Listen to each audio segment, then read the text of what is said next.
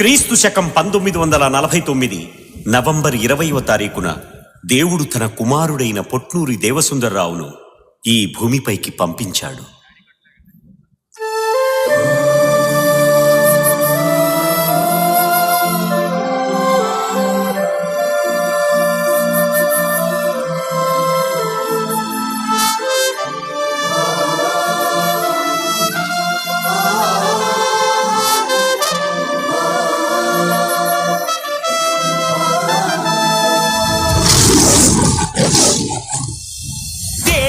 కొరకే పుట్టాడు అదిగో జయశాలి, ఆ దేవుని కొరకే నిలబడిన వాడి జయశాలి.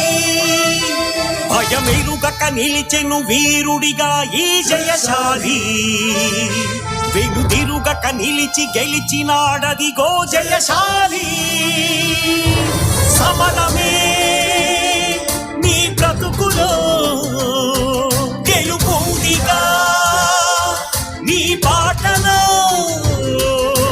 శౌర్యమే నీ మాటలో సాహసమేగా నీ శ్వాసలో. దేవుని కొరకే పుట్టాడు అదిగో జయశాలి, ఆ దేవుని కొరకే నిలబడిన వాడి జయశాలి. భయమెరుగక నిలిచెను వీరుడిగా ఈ జయశాలి, వెనుదిరుగక నిలిచి గెలిచినాడదిగో జయశాలి.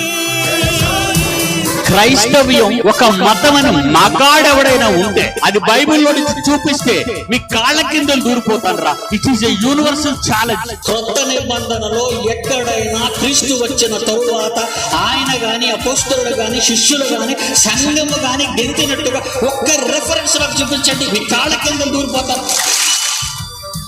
సత్యబోధనే స్థాపించాలని క్రీస్తు సంఘమే నిలబెట్టాలని బైబిల్ ఒక్కటే మహాజ్ఞాన గ్రంథమని, యేసు ఒక్కడే లోక రక్షకుడని నిలబడిన వాడు తరబడిన వాడు వెనుతిరగనోడు మన జయశాలి. తప్పన్న వాణ్ణి ఉప్పొంగినోణ్ణి మదమణిచినాడు జయశాలే.